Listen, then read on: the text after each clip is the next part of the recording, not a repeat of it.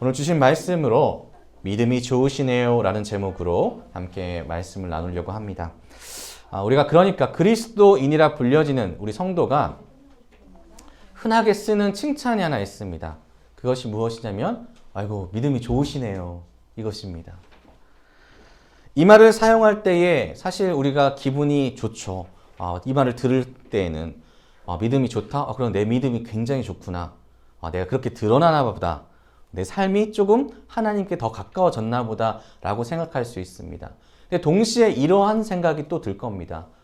그러면 대체 믿음이 좋다는 게 무엇일까? 대체 믿음이 좋다는 게 무엇일까라고 물어봤을 때에 쉽게 답이 안 나오거든요. 지난주 설교에 아브라함이 등장합니다. 그 장면이 뭐냐면은 좌냐 우냐. 이 장면에서 그의 믿음이 좋았습니까? 라고 물어보시면 도대체 무슨 설교였을까라고 궁금해하시는 분들도 계시게 되지요.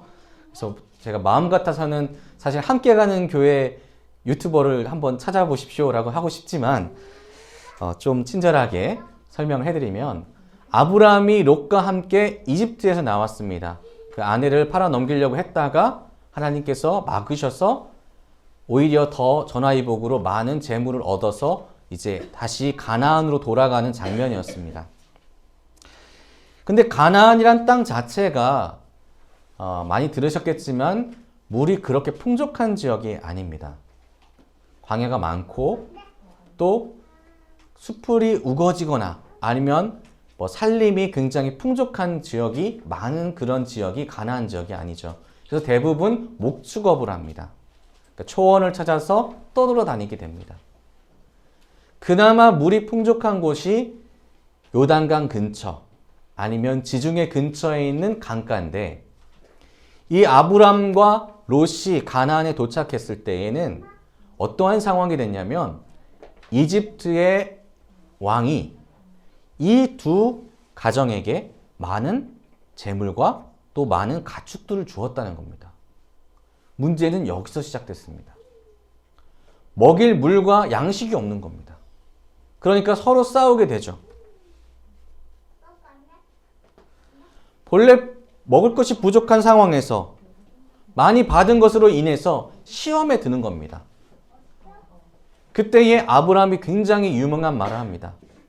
네가 좌하면 나는 우하고 네가 우하면 나는 좌하리라.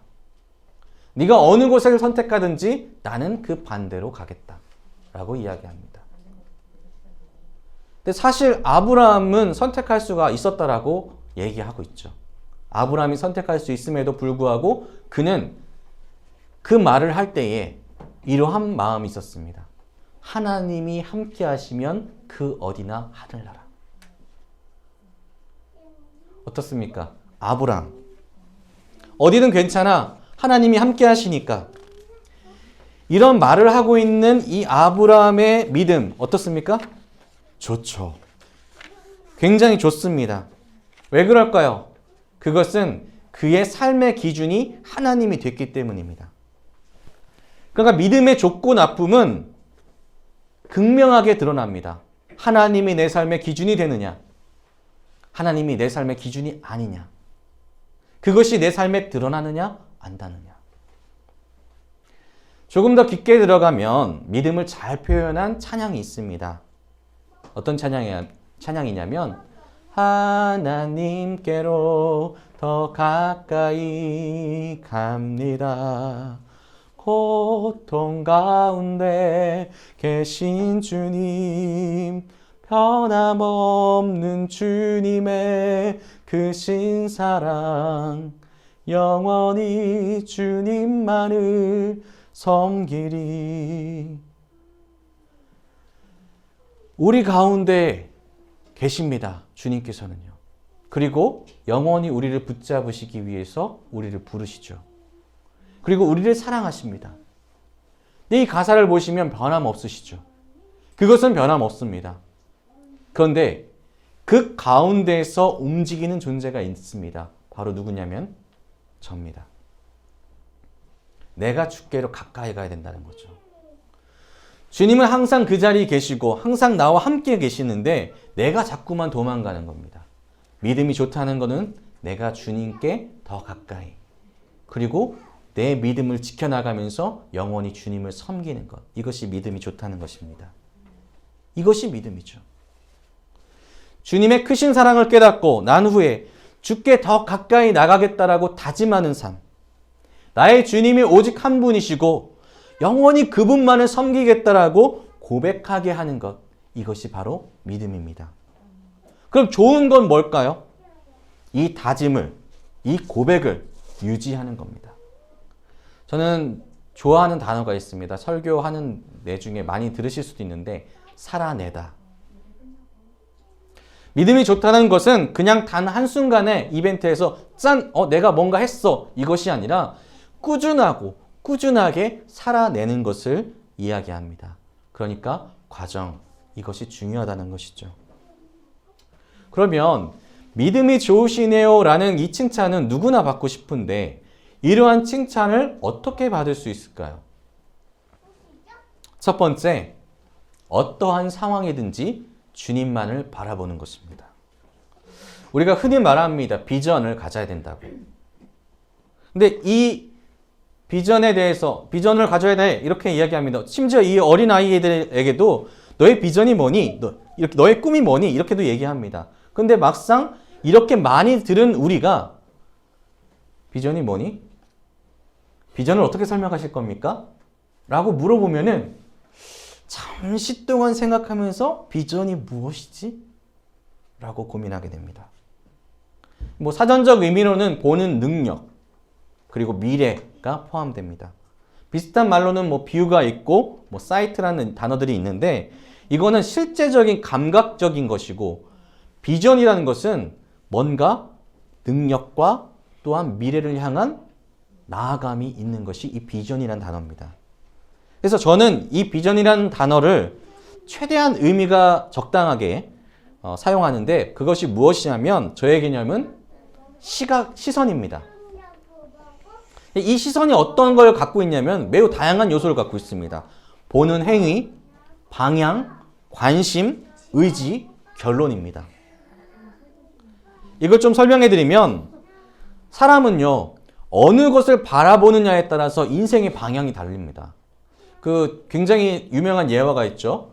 어떤 사람이 뭐 귀농을 했는데 초보입니다. 그래서 이 사람이 밭을 가려고 소가 앞에서 이끄는 대로 이제 지금은 없지만 밭을 가는 기계를 사용합니다. 그런데 농사를 지으셨던 많은 선배들은 밭이 일정합니다. 그 고랑이 똑바로 앞으로 갑니다. 근데 이 초보는 항상 삐뚤빼뚤한 겁니다. 방법이 무엇입니까? 라고 물어봤을 때에 이 선배 농부님께서 이렇게 말씀하시죠. 앞에 점을 하나 두고 그것을 꾸준히 바라보면서 나아가면 그곳으로 바로 갈 수 있다. 삐뚤빼뚤한 길이 아닌 그런 고랑이 아닌 올곧은 고랑을 만들 수 있다. 이것이 비전입니다. 내가 무엇을 바라보고 무엇을 향하여서 어떠한 의지를 가지고 어떠한 목표를 가지고 나아가는가.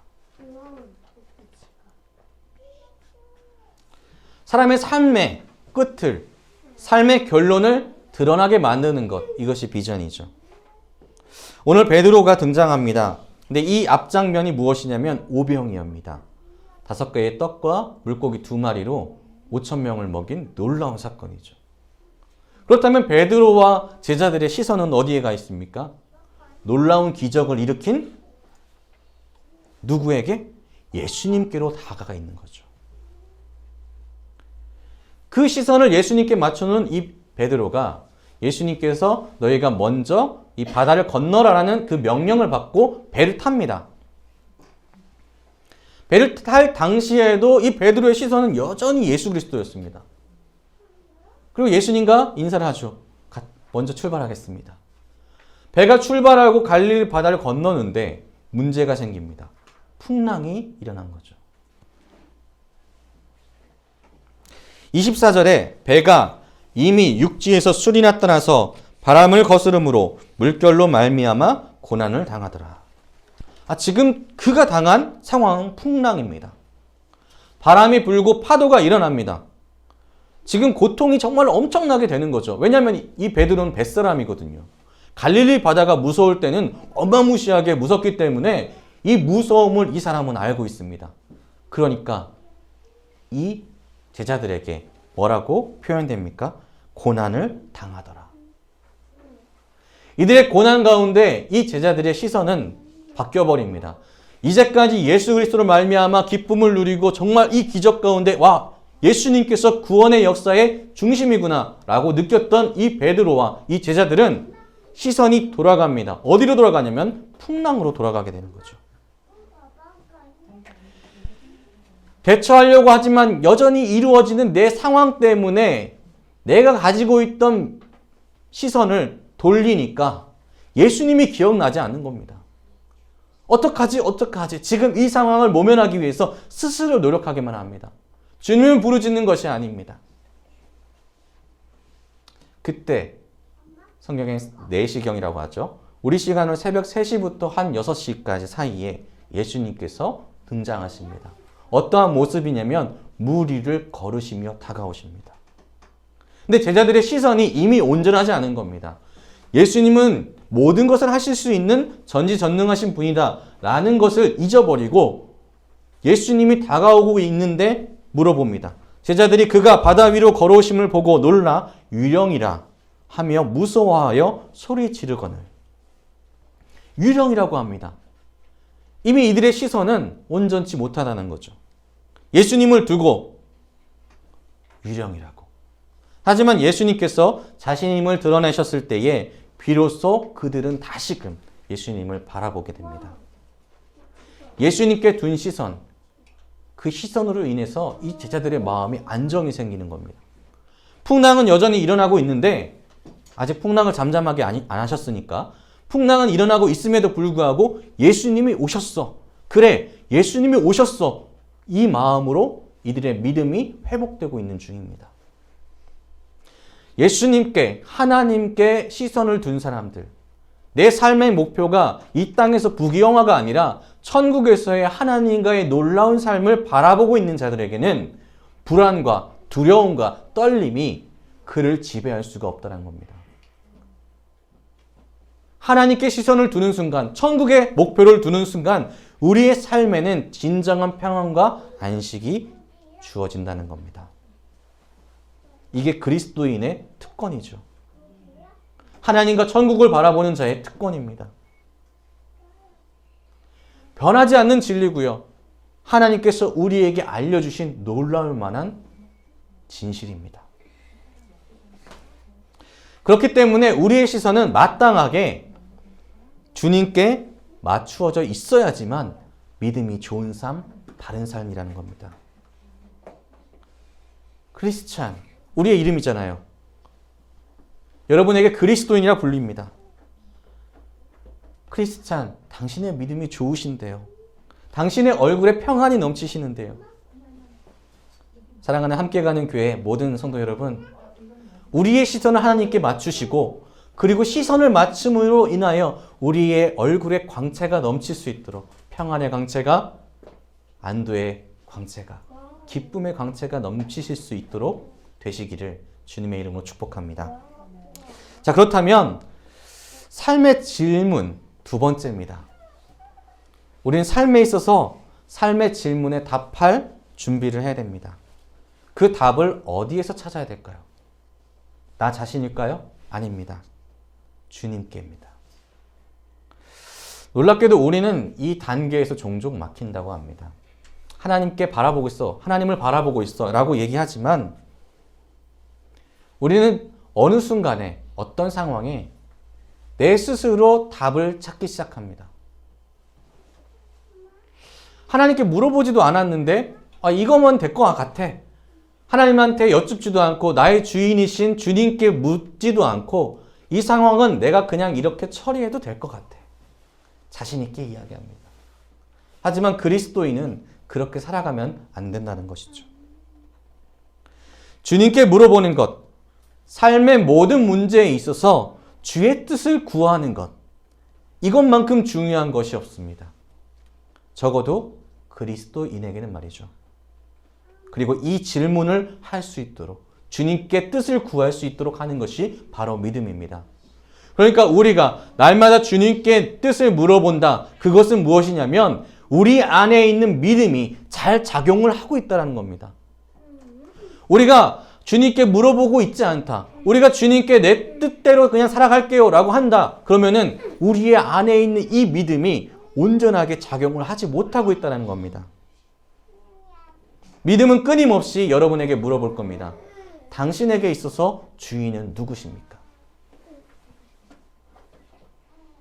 그리고 반대로 나에게 있어서는 너는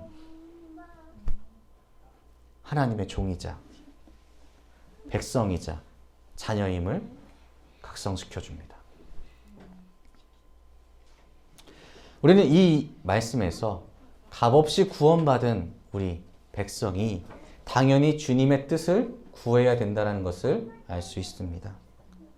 그러면 믿음이 좋다라고 칭찬받는 이에게는 당연히 그의 삶에 있어서 하나님의 뜻을 구하는 행동들이 계속해서 반복되게 된다는 것이죠. 그럼 하나님께서 어떻게 하시겠습니까? 뜻을 구하는 자에게 답을 주시죠. 하나님께 뜻을 구하는 자에게 답을 주십니다. 그것도 하나님께서 즐거워하시면서 기뻐하시면서 그 뜻을 구하는 자에게 답을 주십니다. 당연히 이 뜻을 구하는 자의 주위에는 하나님의 뜻을 알기 위하여 같이 하는 이들이 모여들게 됩니다. 그리고 칭찬하겠죠. 믿음이 좋으십니다. 사실 베드로의 상황은 변하지 않았다라고 말씀드렸습니다. 여전히 풍랑 중입니다. 하지만 예수님께서 그분에게 그 베드로에게 왔을 때에 그의 믿음이 회복되고 그 믿음 가운데 그가 이렇게 이야기합니다. 28절에 베드로가 대답하여 이르되 주여 만일 주님이시거든 나를 명하사 물 위로 오라 하소서 하니. 아멘. 주님, 지금 이렇게 풍랑이 일어나고 물결이 치고 배가 지금 요동하는 가운데도 내가 주님을 바라보니 내 안의 믿음이 다시금 굳건해집니다. 주님, 내가 그 믿음 가운데 물 위를 걸어도 되겠습니까? 주님께 가는 그 길, 주님께서 오시고 배에서 내려서 가는 그 길 가운데는요, 그 사이에는요, 잔잔함이라는 게 없었습니다. 풍랑 중입니다, 여전히. 근데 그 풍랑 중에도 베드로가 물어보는 겁니다. 주님, 이 풍랑 중에서도 주님을 향하여서 내가 한 걸음 떼도 되겠습니까? 예수님께서 뭐라고 말씀하십니까? 29절에 오라 하시니 베드로가 배에서 내려 물 위로 걸어서 예수께로 가되. 우리가 주님께 물어보았을 때 주님께서 그 방법을 알려주십니다. 허락하십니다. 그 방법대로 했을 때에 놀라운 일이 일어나게 되는 겁니다. 성도의 삶이 바뀌게 되는 것입니다. 모든 문제 가운데 하나님께 구하여 그 답을 얻는 자에게 그 답이 해결책이 되는 줄로 믿으시길 바랍니다. 자, 성도 여러분, 어떠한 일이 있을 때에 어떤 상황이든지 내가 지금 풍랑 가운데 있든지 정말로 예배드리기 갑갑한 것 같아요. 갑갑해도 주님께 물어보십시오. 내가 지금 어떻게 하는 것이 맞겠습니까?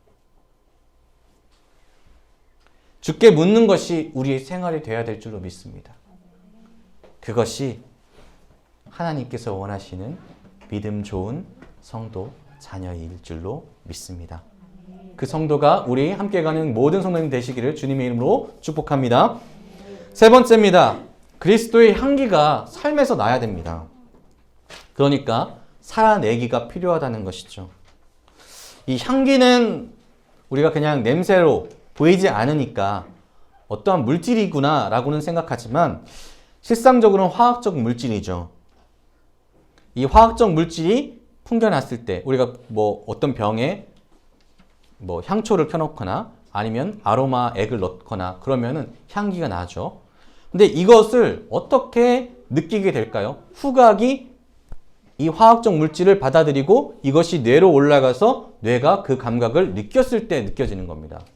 그런데 이 중간의 과정이 필요합니다. 무엇이냐면 아무것도 움직이지 않으면 공기도 움직이지 않고 나도 움직이지 않고 이 공간 안에 아무것도 움직이지 않으면 절대 향기는 맡을 수가 없습니다. 움직임이 필요하다는 거죠. 내가 움직이지 않더라도 공기라도 움직여야지만 이 향기가 내게로 올 수 있는 겁니다. 무슨 이야기냐면 알고 보고 깨달았더라도 그것을 행하지 않으면 의미가 없다는 것입니다.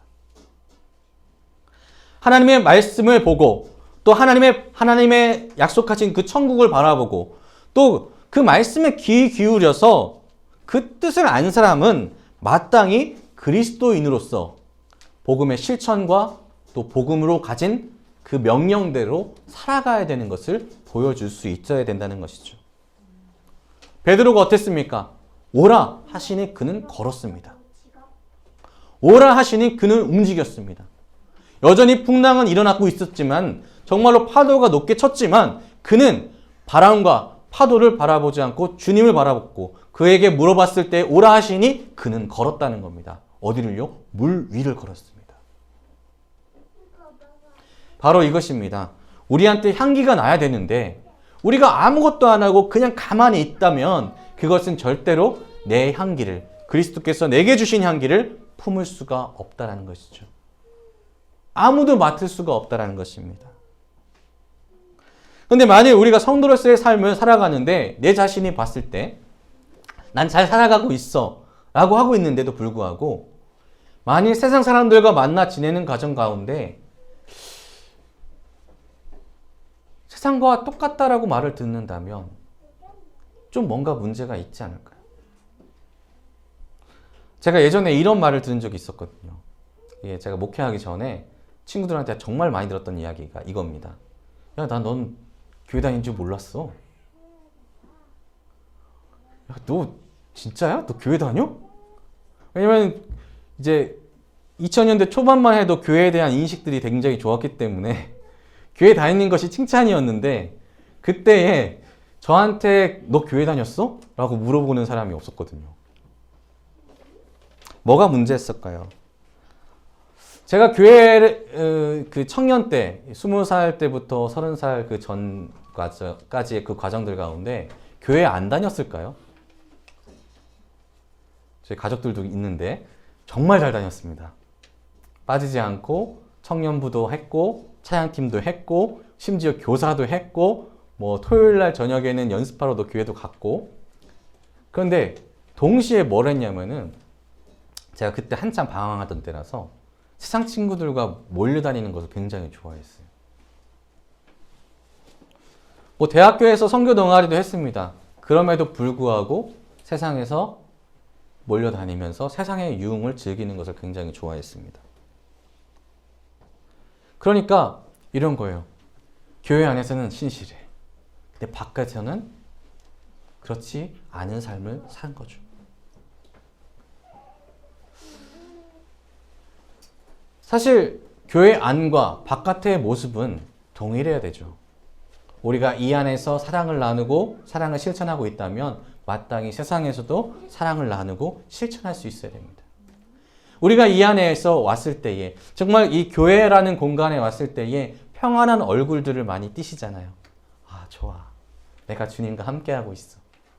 그런데 이 평안한 마음과 평안한 표정과 평안한 느낌들이 세상에 나갔을 때에도 동일하게 하나님의 평안과 하나님의 기쁨과 하나님의 놀라우신 사랑을 이 주위 사람들도 느낄 수 있도록 내 삶을 표현할 수 있어야 된다는 겁니다. 그런데 우리가 그렇게 하고 있지 않다면 우리의 믿음과 우리의 신앙이 무언가 문제가 있을 수도 있다는 겁니다. 믿음의 문제는 아닙니다, 사실.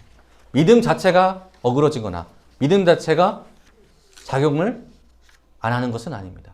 무엇이 문제입니까? 내가 하나님의 뜻을 온전하게 구하지 못하고 있다는 것입니다. 혹시 우리 지금 이 예배를 같이 드리는 우리 함께 가는 교회 성도님들과 또 혹은 영상을 통하여서 이 메시지를 듣는 분들, 저와 같이 뭐 교회는 교회, 세상은 세상 구분하여 행동하고 계시지는 않은가 한번 생각해 봤으면 좋겠습니다. 저는 아직도 이 습성이 남아 있거든요. 지금도 세상 나가서 일도 합니다. 근데 그 일하는 과정들 가운데 제가 목사라는 얘기를 하지 않아요. 곰곰이 생각을 해봤습니다. 메시지를 적으면서. 왜 그럴까? 나는 왜 내가 목사라고 얘기를 잘 안 할까? 생각해봤더니 딱 하나밖에 없었습니다. 내가 목사라고 얘기하는 순간 내 태도와 내 행동에 제약이 생기더라. 그래서 어제 밤에 곰곰하게 계속해서 이걸 써가면서 돌아보면서 그 고민을 한 겁니다. 그러면 나는 하나님을 믿는 사람으로서, 그리스도인으로서 과연 그리스도의 향기를 전하고 있는가? 그래서 어제 굉장히 심각하게 밤에 고민을 하면서 회개를 했습니다. 그래서 앞으로도 더 열심히 목사답게, 그보다 앞서 그리스도인답게 살려고 노력하고자 다짐하는 시간이 있었습니다. 살아가는 함께 가는 교회 모든 성도 여러분, 우리 삶에 이러한 다짐이 끊임없었으면 좋겠습니다. 그리고 자꾸만 변해갈 수 있도록, 내가 주님께 더 가까이 갈 수 있도록 우리가 의지를 가지고 나아갔으면 좋겠습니다. 함께 노력했으면 좋겠습니다. 완벽할 수는 없습니다. 사실 우리 인간이라서 완벽할 수는 없죠. 그렇지만 적어도 힘을 다해서 노력하는 그리스도인, 힘을 다해서 하나님의 뜻을 구하고 하나님을 바라보고 하나님께 나아갈 수 있는, 하나님께로 더 가까이 나아갈 수 있는 그런 우리 모든 그리스도인 됐으면 좋겠습니다. 믿음대로 살아가 봅시다. 아멘. 그리고 하나님과 사람들에게 성도로서 인정받고 칭찬받으면서 살아가기로 다짐합시다. 아멘. 아멘이시죠? 그렇게 살아가시기를 주님의 이름으로 축복합니다. 자, 우리 이 시간에 찬양 한 곡을 할 텐데 함께 가사를 생각하시면서 이 찬양을 나눴으면 좋겠습니다. 모든 상황 속에서 베드로의 상황은 변하지 않았었습니다. 그가 배를 타고 나갔을 때에 풍랑은 일어났고 그 풍랑 중에 그는 시선을 돌렸을 뿐입니다. 풍랑을 바라봤을 때는 그에게 평안이 없었고 다시금 예수님께 시선을 돌렸을 때는 평안을 얻었습니다. 그리고 풍랑이 일어나는 그 모든 상황은 해결됩니다. 풍랑이 일어나든 말든 하나님께로만, 주님께로만, 예수님께로만, 성령님께로만 집중된 삶은 평안합니다. 이 평안이 여러분에게 있길 소망합니다. 이 시간 모든 상황 속에서 함께 찬양하며 나아가겠습니다.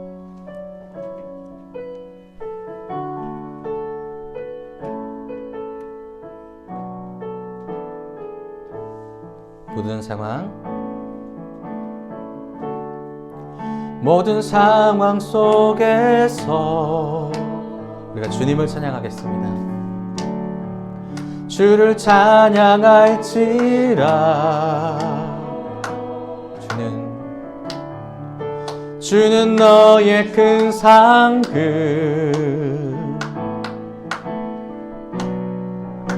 큰 도움이시라. 우리 주님의 얼굴을 구할 때, 주의 얼굴 구할 때 주님께서 우리를 도우십니다. 주의 영을 부으사 그 신 사랑 안에서 우리 주님을 보게 하소서. 주를 보게 하소서. 내 영혼이 확정되었사오니 내 영혼이 확정되었사오니 믿음의 눈 들어 주를 바라봅니다. 내 영혼이 확정되었사오니 믿음의 눈 들어 주를 우리 마지막으로 내 영혼이 확정되었사오니 믿음의 눈 들어 주를 바라봅니다. 내 영혼이 확정되어 사오니 믿음의 눈들어 주를 바라봅니다. 기도하겠습니다. 하나님 아버지 감사합니다. 우리가 모든 상황 속에서도 온전하게 주님을 바라보길 원합니다. 세상이 어떻게 돌아가든지, 세상이 우리에게 어떤 일들 가든지 먼저 주님께 질문하길 원합니다. 주님, 내가 어떻게 살아가야 될까요? 내가 어떻게 나아가야 될까요? 우리의 질문과 우리의 부르짖음에 응답하시는 하나님께서 우리에게 답을 내려주셨을 때에 우리가 하나님의 뜻대로, 하나님의 말씀대로 온전하게 살아가길 원하고 또 원합니다. 우리의 믿음의 작용에, 우리의 믿음의 질문에, 우리의 믿음의 부르짖음에 우리가 들을 수 있도록 우리의 귀를 열어주시고 오직 하나님의 말씀대로 살아갈 수 있는 능력과 힘과 용기를 우리 모든 함께 가는 교회 성도님들께 부어주시옵소서. 하나님, 우리는 칭찬받기 원합니다. 우리의 믿음을 칭찬받기 원합니다. 하나님께 칭찬받기 원합니다. 믿음이 좋은 나의 종아, 믿음이 좋은 나의 백성아, 믿음이 좋은 나의 자녀야. 우리 또한 세상 가운데 하나님의 향기를 내기 원합니다. 정말 믿음의 향기가 아름답습니다. 정말 믿음의 향기가 너무나도 좋습니다. 나도 그 향기를 갖고 싶습니다. 이 칭찬이 우리 함께 가는 교회 모든 성도님들 삶 가운데 끊임없이 일어나기를 주님 도와주시옵소서. 오늘도 함께 하시고 이 예배 가운데 임재하시는 우리 주 예수 그리스도의 이름으로 기도합니다. 아멘.